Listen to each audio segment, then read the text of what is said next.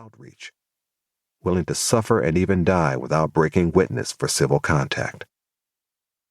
Bob Moses, the mystical student leader, recruited college volunteers to endure scapegoat brutality during the Mississippi Freedom Summer of 1964. On its first night, one of 3 lynch victims haunted the surrounding posse with his last words: "Sir, I know just how you feel." Michael Schwerner told a Klansman about to pull the trigger. Martin Luther King famously exhorted the nation to rise up and live out the true meaning of its creed. But he paid tribute to Vanguard students for teaching him that oratory alone was not enough. He reinforced a cry for democracy with political sacrifice, and dreams of brotherhood collided in his anguished voice with the cruelties of race. To combat distortions in historical perception, King balanced an imperative for equal votes with the original prophetic vision of equal souls before God. He grounded one foot in patriotism, the other in ministry, and both in nonviolence. The movement he led climbed from obscurity to command the center stage of American politics in 1963, when President John F. Kennedy declared racial segregation a moral issue as old as the scriptures and as clear as the American Constitution. A year later, after President Lyndon Johnson signed a landmark law to abolish segregation by sex as well as race, King accepted the Nobel Peace Prize.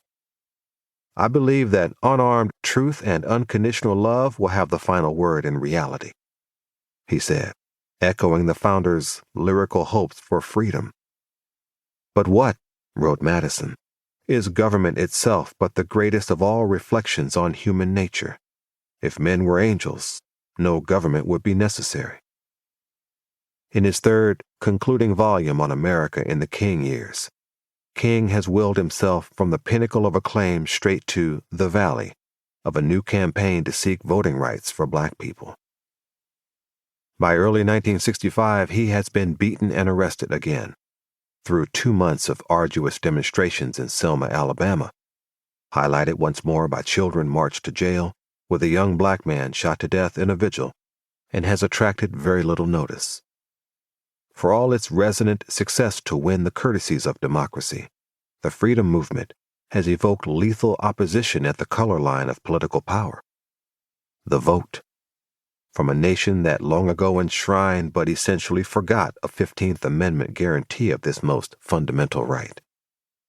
Marchers stand here on the brink of violent suppression in their first attempt to cross Selma's Edmund Pettus Bridge, after which thousands of ordinary Americans will answer King's overnight call for a nonviolent pilgrimage to Selma. 3 of them will be murdered, but the quest to march beyond Pettus Bridge will release waves of political energy from the human nucleus of freedom. The movement will transform national politics to win the vote. Selma will engage the world's conscience, strain the embattled civil rights coalition, and embroil King in negotiations with all 3 branches of the United States government. It will revive the visionary pragmatism of the American Revolution. In adjacent Lowndes County, where no member of the Black majority has dared to vote, sharecroppers will risk their lives to enter politics. Torment over distant Vietnam will destroy a historic collaboration between King and Lyndon Johnson at the signal divide from the 1960s, whether to pursue democracy by force of arms. Actors on all sides will confront persistent blind spots of violence and race.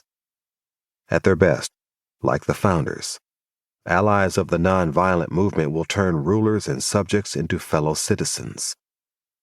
Literally and figuratively, they still change the face of the country we inherit. 1. Selma, the Last Revolution. Chapter 1. Warning.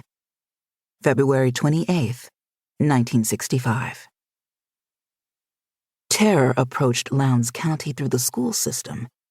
J.T. Haynes, a high school teacher of practical agriculture, spread word from his white superiors that local Klansmen vowed to kill the traveling preacher if he set foot again in his local church. To keep listening to this audiobook, I've left you a link in the description so you can do it at no cost thanks to Audible's 30-day free trial.